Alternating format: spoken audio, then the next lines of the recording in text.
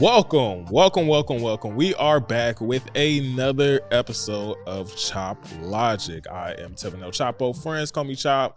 And thank you for coming back to the show. Yes, sir. We are back. Yep. I don't really know what to say. Today, my birthday, the time of recording this, you know what I'm saying? Big birthdays, you feel what I'm saying? Getting older, getting wiser, getting stronger, getting faster.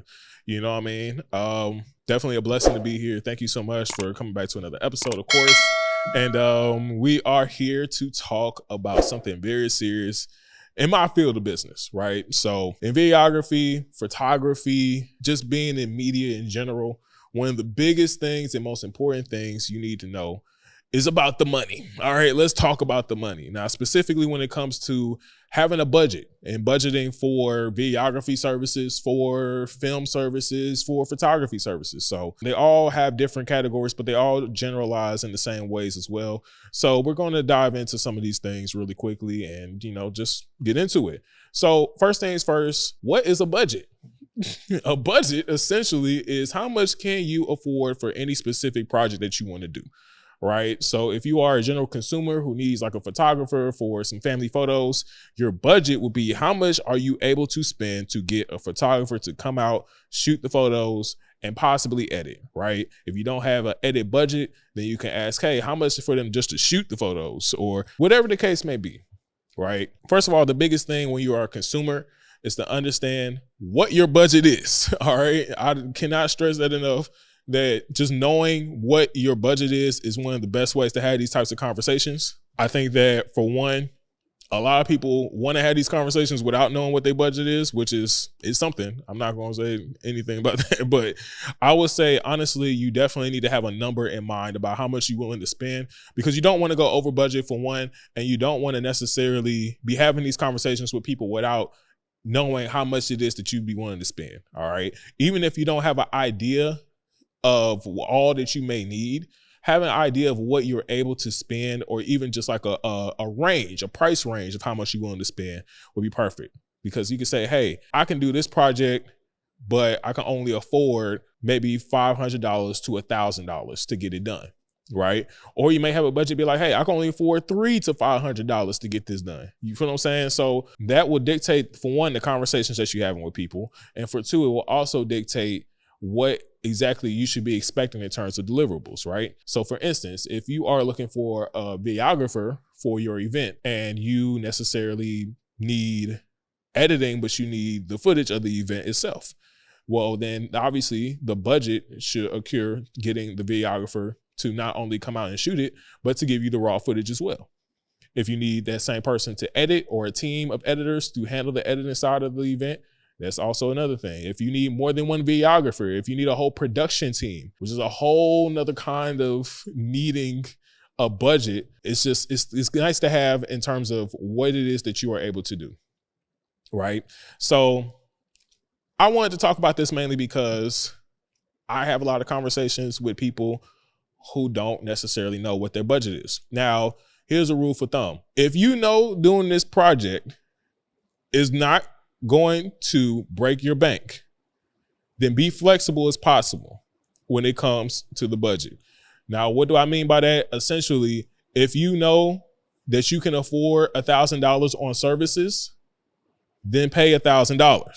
All right. So if you know that you can't go over 1,000, then say, hey, I want to be in the $500 to $1,000 range. You know what I mean? You don't want to go crazy beyond your budget, because I understand the economy and everything that we're going through just economically. Everybody can't afford everything, which is understandable.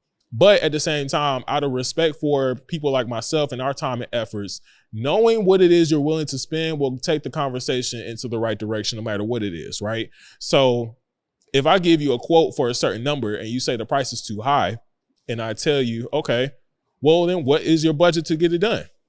And you don't have an answer, what does that tell me exactly in terms of being able to service you, right? Because essentially you're saying that my price is too high, but you're not necessarily telling me what is an affordable price for you. So that doesn't necessarily get the ball rolling on getting your project done. I'll give you another example. Let's say you had a budget, but then the budget changed, right? So you may necessarily have like $500 But then the 500 turns into, oh, I actually only had 300. Well, again, that's a conversation that needs to be had, right? Because if we have a conversation and we agree on that price, and then you come back and say, actually, the budget's changed, but can you still do the same things? Unfortunately, ideally, if you are a videographer, photographer, you should not necessarily be cutting your rates without cutting what it is that you're providing. But again, these are conversations that need to be had nonetheless. Knowing how much you are willing to spend, knowing how much you have in terms of making the project happen will take so many things in the right direction from jump, because a lot of people don't do that, and you'd be surprised. I'd be surprised all the time. You feel what I'm saying? I think that, for one, breaking things down in terms of like what everything costs also comes into phases. Now, if you're doing like a full-blown production, like let's say for a documentary, for a short film, for a feature-length film, things of that nature, then there are going to be certain costs because you need multiple members of the team, right? Now, those costs may vary depending on who you can get on the team, but again, having a budget in place will dictate what it is you can and can't do realistically, right? So let's say you wanted to do a documentary and you had $10,000 to do the documentary. Well, that sounds great, but you need to get, for one, pre-production done, which requires a team of people. You need to make sure that you have everybody in place in terms of who's going to be the cinematographer, who's going to be the gaffing team, the lighting team, the editor, the producers, any writers that you may need. You may need scout locations. You need location scouters. You need, people just in terms of like making sure the location is good, insurance for the locations. So realistically, 10,000 sounds great, but then you need to hire 20 people. Then 10,000 doesn't really get you a whole lot, right? Because everybody has to get paid and the project has to get done. And then from there, it's just kind of like, you also want to make sure you're hiring people of a good caliber. You know what I mean? People with experience, especially for something that's going to be of a higher range in terms of like a documentary or a short film, right? So a lot of these things you got to keep in mind, like how much do you have to spend on an editor? How much do you have to spend on a cinematographer? How much do you have to spend on a director or anyone in terms of a producer? What can be cut in terms of who can fulfill multiple roles? You know what I mean? So if you are just a general consumer, usually you can cut a lot of those corners just by having one person handle all these things, right? So for instance, for me, like I say, let's go back to the event example. If you're hosting an event, then you can hire maybe one or two people who can fulfill the role of being the producer, who can light the scene, who can also record it for you as well. There won't be needing for any scripts or any treatments or anything like that in terms of like the production or pre-production side of things. So just a lot of those things can be handled by one person. So the budget will be significantly lower than if you needed something like a documentary or a short film that will require way more people. So that will affect the budget. So that's just for the pre-production. That's for the production, of course. Crew wages. Of course, people got to eat. Have a food budget is super crucial because a lot of people don't think about food. People don't care about feeding us. Like, we just not human beings. Like, can we act like videographers of human beings too? Photographers are human beings too? We can't eat. We can't use the bathroom. We can't allot any time or any money in terms of making sure that we're being covered, you know what I mean? Like, just in any capacity. People don't want to pay for us to park in certain places. I gotta pay for my own parking out of pocket to come shoot your content? You ain't have parking in your budget? See, so it's just like, what are you willing to spend? What kind of amenities are also going to have to be included? If you need to fly people out, you don't want people flying out on their own dime, not ideally. So you have to cover that in the budget. What is in the budget of you being able to fly people into your city to get your project done? A lot of these are things that had to be considered, you know? So ideally, if you are within a company or, have a company structure, you would have someone on your finance team that will be able to facilitate a lot of what the budget would look like for something like this. And you'll be able to coordinate with them in terms of like what it would look like for you to get your project done within the correct budget of what you're able to spend. But I understand that not everybody, if you're an entrepreneur, if you are a solopreneur, then a lot of that falls onto you. And I understand that. If you are just a general consumer who just needs somebody to do something on the fly, like I said, if you need a photographer to do some family photos, things of that nature, then of course you are the finance person, right? But just knowing what it is that you're able to spend on any level will help get the project done, right? So numbers really depend on the person when it comes to budgeting. So for example, what I charge may not be the same as what somebody else charge. I may charge less than somebody else. I may charge a little bit more. I may provide different services than other people. I may be able to customize my services a little bit better than somebody else. My services may align a little bit better for what it is than somebody else can do. So essentially, knowing what it is that you're looking for specifically starts with the budget, but it also helps in terms of like, oh, okay, I need somebody who's going to be able to shoot it. I need somebody who's going to be able to edit it. I need them to be the same person for the sake of the budget. And I need to make sure that anything that I need on the production side or post-production side is being handled without me being a part of it, right? So at that point, you would definitely need somebody who can facilitate all these things one way or another, right? Now, if the budget doesn't allow for those things, or you may be looking for a cheaper option, I need you to understand in this field, being a cheaper option doesn't necessarily mean that you're going to get something worse, but it can also, it can lead to that, you know? So it is a possibility for that to happen. Realistically, everybody's prices are different. We're in a videography market where things are shifting in a lot of different directions. So a lot of people's skill sets are different, and a lot of what people are able to facilitate is different. So that would dictate their pricing. And honestly, in terms of pricing, this is not a pricing episode for videographers or photographers at all. I'm pretty sure we did an episode on that. Javane saying sound about right. So I'm gonna say we did do an episode about that.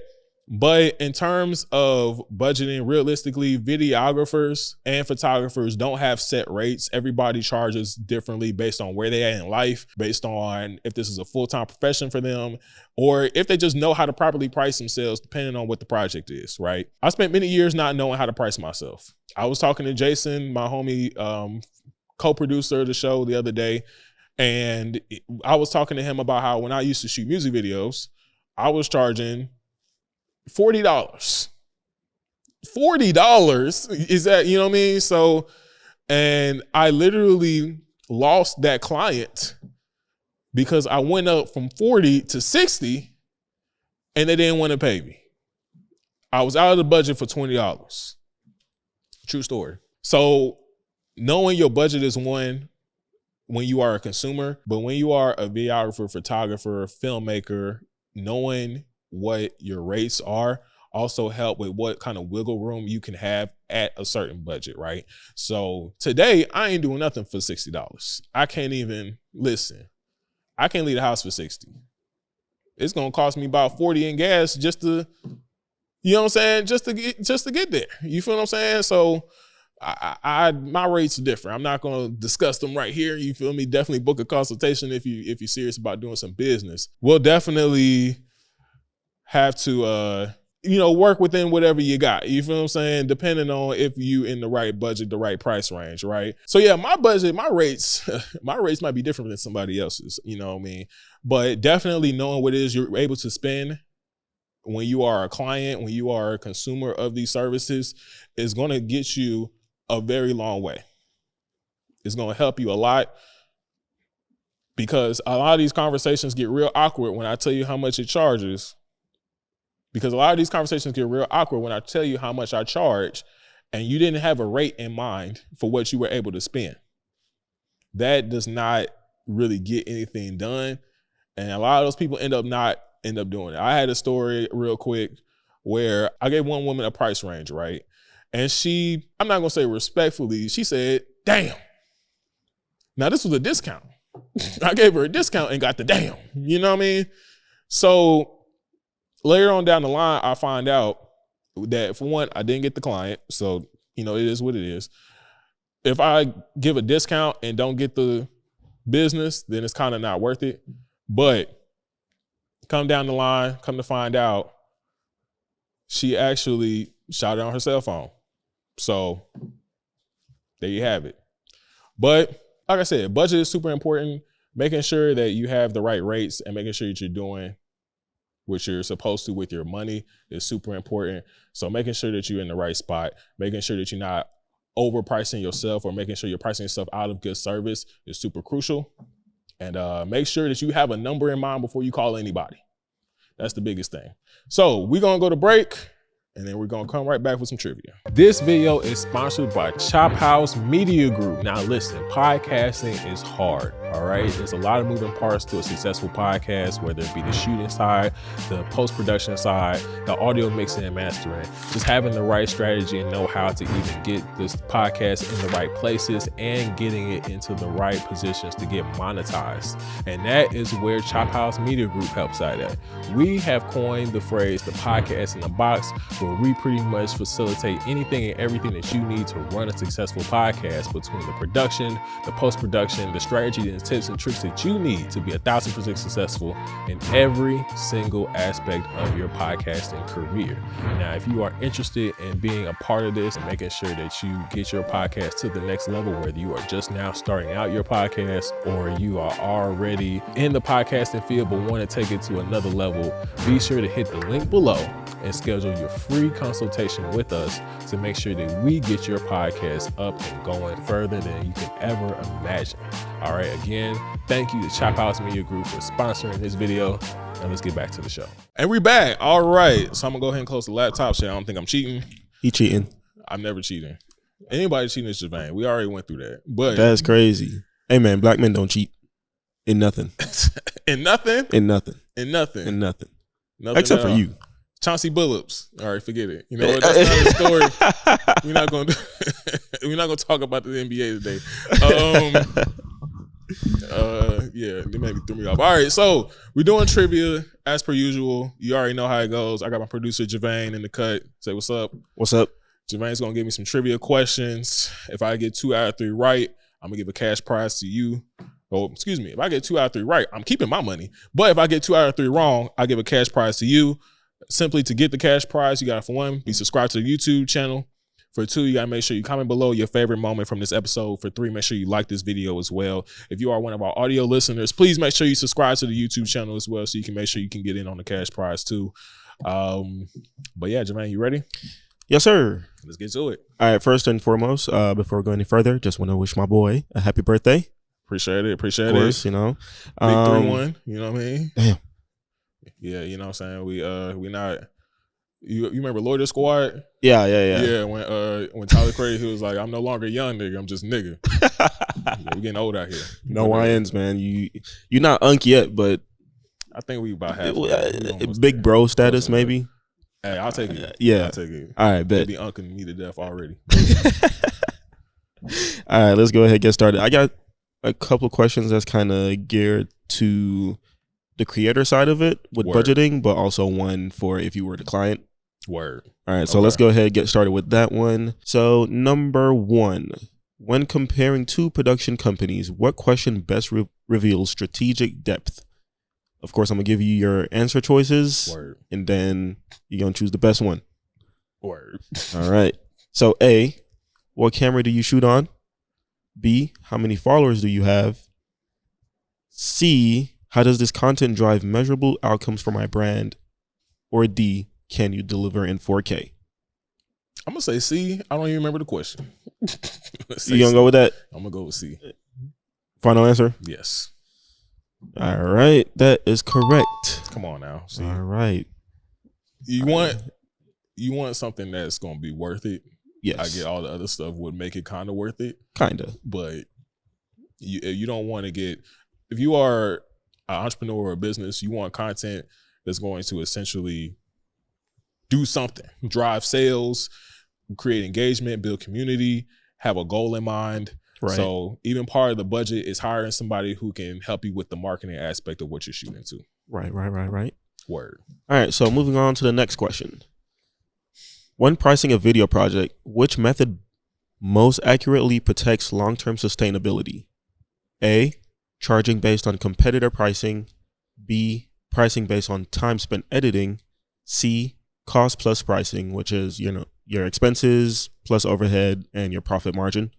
Or D, charging what the client's budget suggests. Well, say the question again.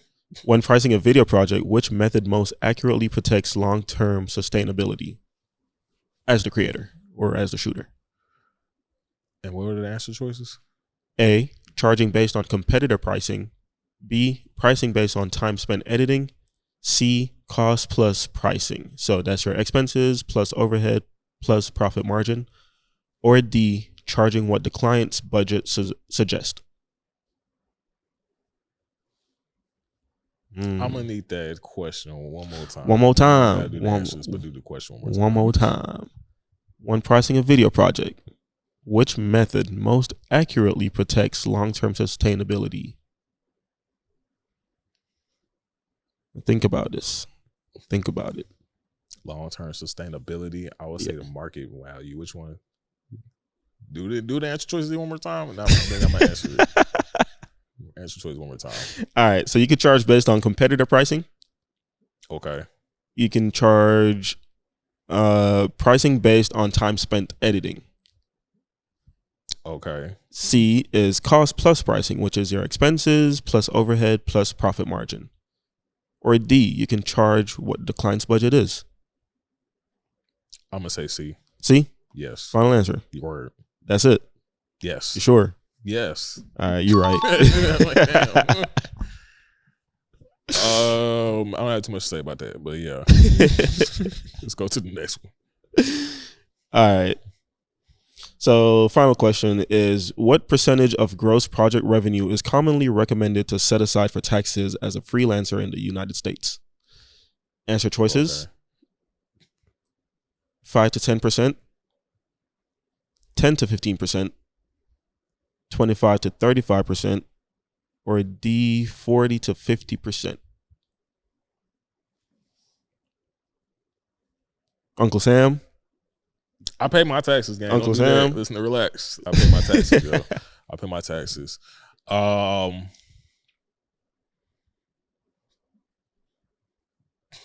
10, 15, that's fair. Mm-hmm. Also, budget. Let me say this real quick.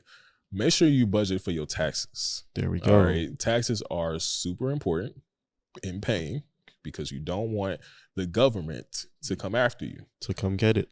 They'll take it in blood. Crazy. It's crazy. So make sure that part of your budget, whatever that is that on the back end, you paying some taxes. All right.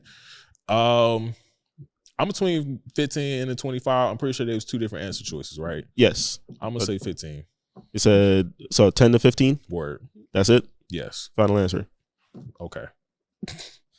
So it's actually between 25 to 35%. I knew it, but I was just like, all right. You just going to get one wrong for the love of the game. For the love of the game. Yeah.